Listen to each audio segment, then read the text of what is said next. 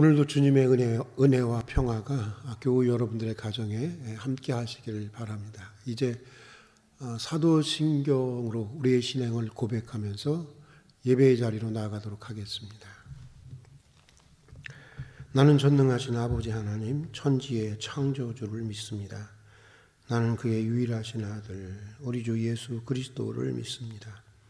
그는 성령으로 잉태되어 동정녀 마리아에게서 나시고 본디오 빌라도에게 고난을 받아 십자가에 못 박혀 죽으시고 장사된 지 사흘 만에 죽은 자 가운데서 다시 살아나셨으며 하늘에 오르시어 전능하신 아버지 하나님 우편에 앉아 계시다가 거기로부터 살아있는 자와 죽은 자를 심판하러 오십니다.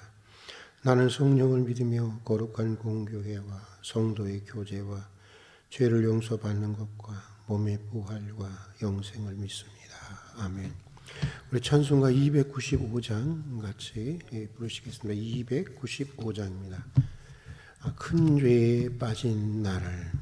295장입니다. 우리 함께 부르겠습니다. 큰 죄에 빠진 나를 주 예수 건지사 그 넓은 품에 다시 품으신 은혜는 저 바다보다 깊고 저 하늘보다 높다. 그 사랑 영원토록 나 찬송하리라.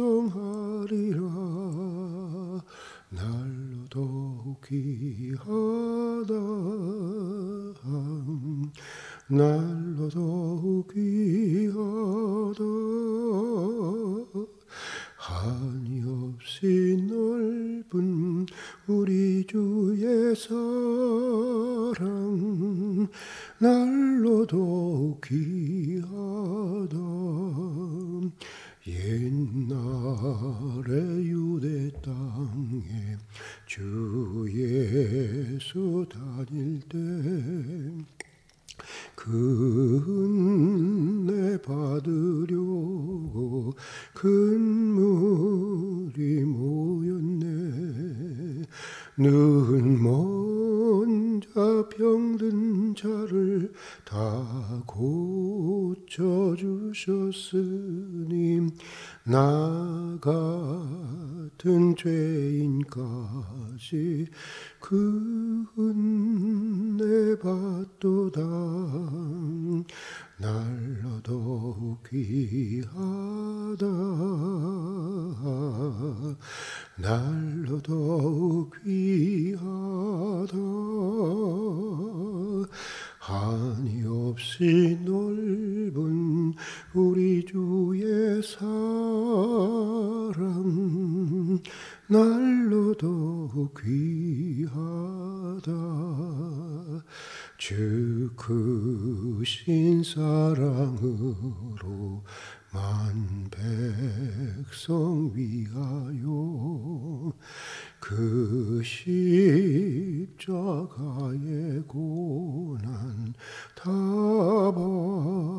받으셨으니 그 속죄 받은 성도 큰 소리 함께 높여 온 천지 울리도록 주 찬송하리라.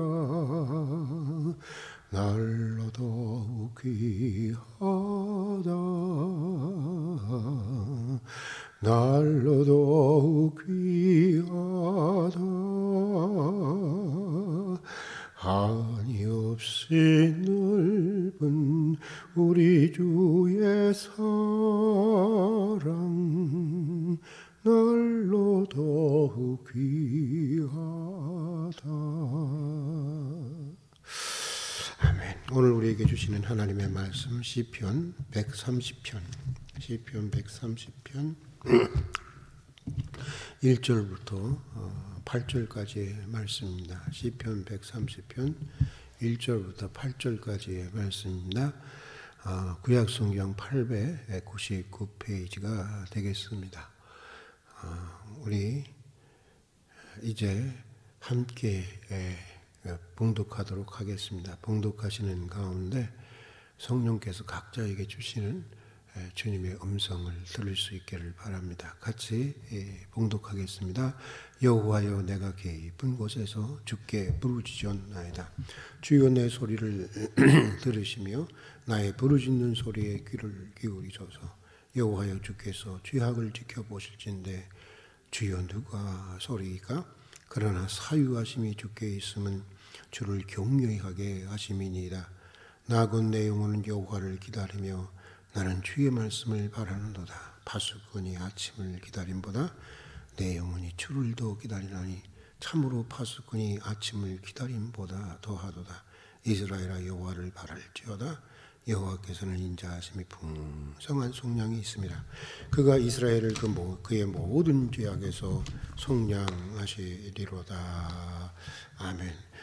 오늘 우리가 읽은 시편 130편은 지금까지 우리가 살펴본 시편들과 같이 이스라엘 사람들이 유월절이나 맥주절 혹은 초막절을 맞이해서 예루살렘에 있는 성전에 올라가면서 이 순례자들이 부른 시요, 노래요, 또 찬양입니다. 그리고 또 오늘 시편은 특별히 다윗의 7개의 참회 시편 중에 대표적인 시편 중에 하나이기도 합니다. 그래서 오늘 시편은 처음부터 여호와여, 내가 깊은 곳에서 부르짖나이다 라는 기도로 시작하고 있는데, 우리가 여기서 깊이 생각해야 할 것이 있습니다. 성전에 올라가는 길은, 하나님께 나아가는 길은 무엇보다도 참회의 길이라고 하는 것입니다. 그러니까 우리는 참회와 함께 예배로 나아가고 참회와 함께 하나님께로 나아가야 한다고 하는 것입니다. 이미 우리가 성전에 올라가는 시편들을 많이 그동안 살펴보았지만 성전에 올라가는 노래들을 보면 대부분 두 가지 내용으로 되어 있는 것을 보게 됩니다. 하나는 하나님을 높이고 감사하고 하나님을 찬양하는 것입니다. 그리고 다른 하나는 참회하는 것입니다. 세상적인 소원과 간구를 말하는 내용은 거의 없습니다. 거의 모든 내용이 하나님을 찬양하는 것이고 하나님께 참회하는 내용의 시편들입니다. 그리고 그 다음에 다른 하나를 추가한다고 한다면 그것은 하나님의 은혜에 대한 선포요, 간증입니다. 오늘 말씀에도 7절과 8절에 보면 이스라엘아, 여호와를 바랄지어다.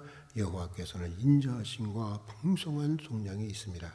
그가 이스라엘을 그의 모든 죄악에서 속량하시리로다 하는데, 여러분, 이게 바로 선포고 이게 바로 간증입니다. 그러고 보면 감사와 참회 그리고 하나님의 은혜에 대한 선포와 간증, 이것이 하나님에게 나가는 예배자들의 기본 자세여야 한다고 하는 것인데, 자, 그렇다면 오늘 시편 기자가 하나님께 나아가면서 구한 내용들을 좀 살펴보도록 하겠습니다. 먼저 우리 다 같이 한번 1절과 2절의 말씀을 읽어보겠습니다. 같이 읽겠습니다. 여호와여, 내가 깊은 곳에서 부르짖나이다. 주여, 내 소리를 들으시며 나의 부르짖는 소리에 귀를 기울이소서.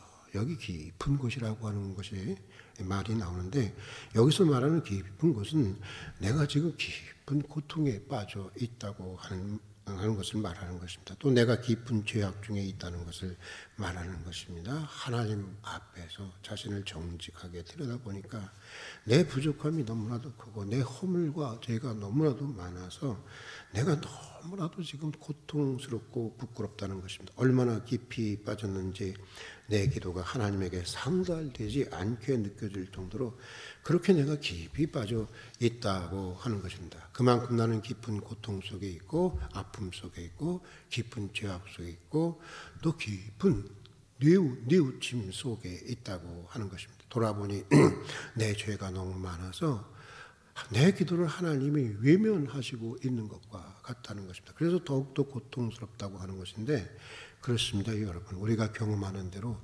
우리 그리스도인들에게 가장 큰 고통은 우리의 기도가 응답되지 않는 고통입니다. 들려오던 하나님의 말씀이 들려오지 않는 것입니다.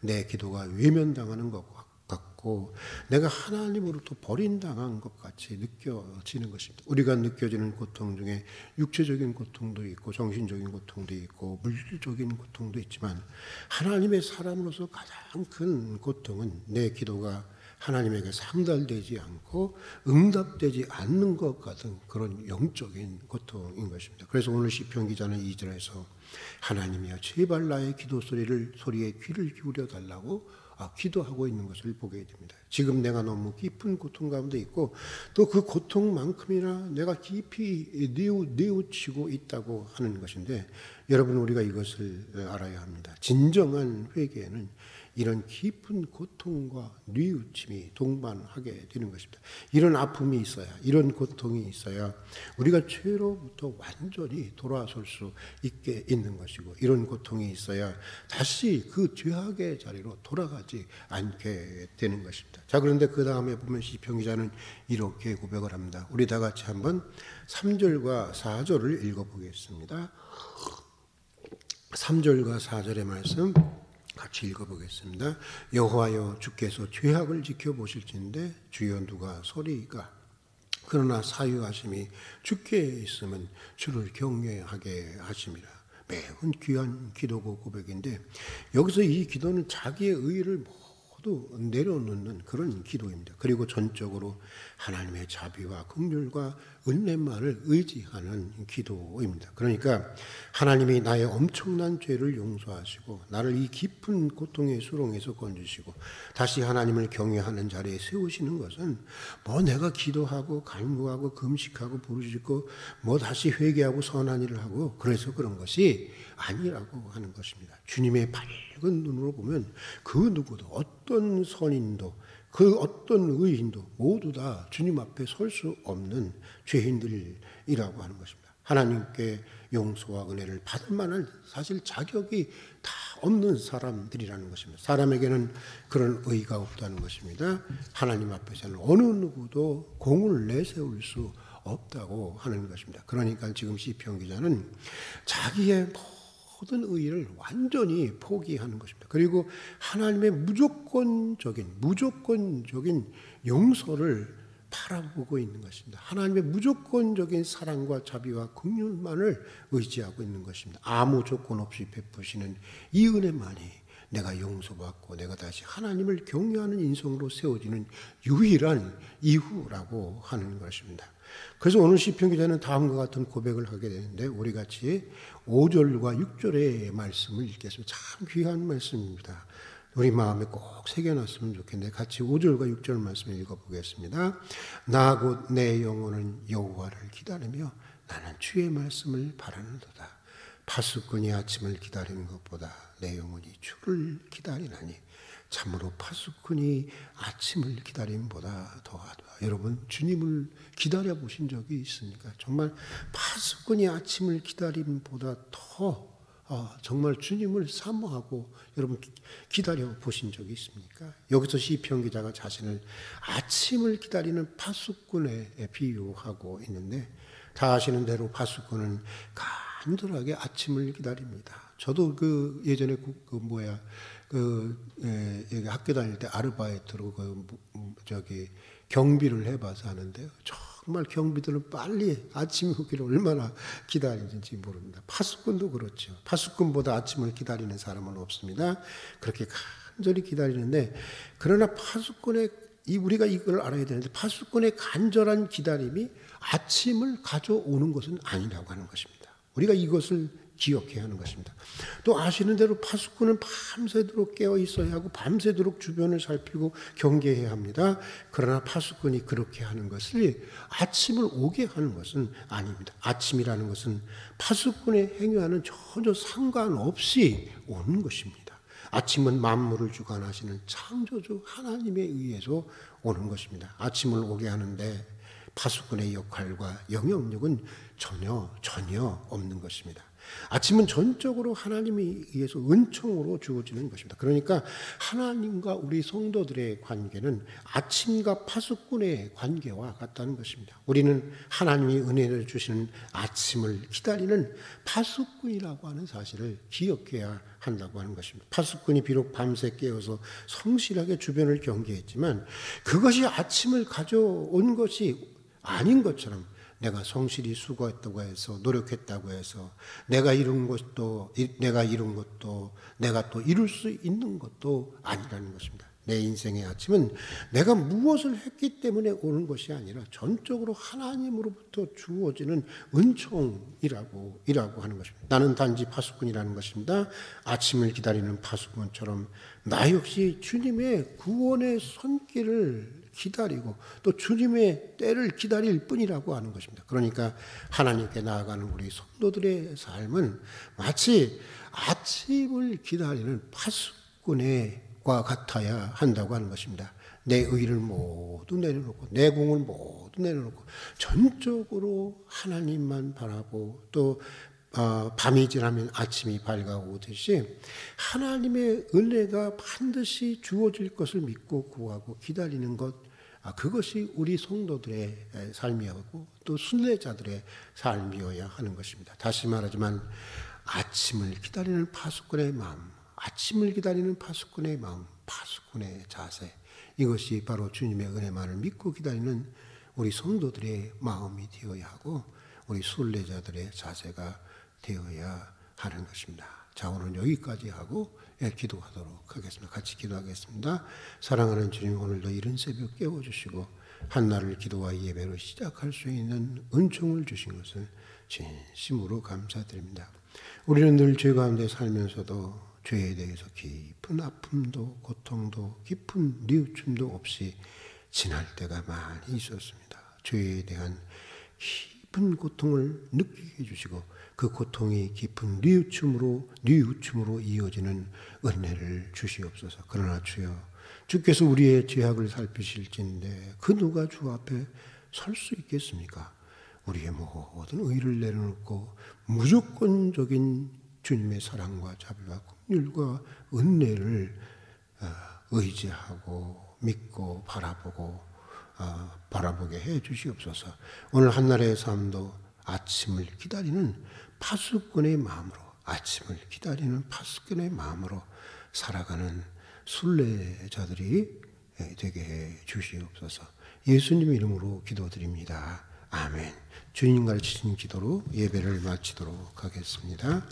하늘에 계신 우리 아버지의 이름을 거룩하게 하시며 아버지의 나라가 오게 하시며 아버지의 뜻이 하늘에서와 같이 땅에서도 이루어지게 하소서. 오늘 우리에게 일용할 양식을 주시고 우리가 우리에게 잘못한 사람을 용서하여 준 것 같이 우리 죄를 용서하여 주시고 우리를 시험에 빠지지 않게 하시고 악에서 구하소서. 나라와 권능과 영광이 영원히 아버지의 것입니다. 아멘.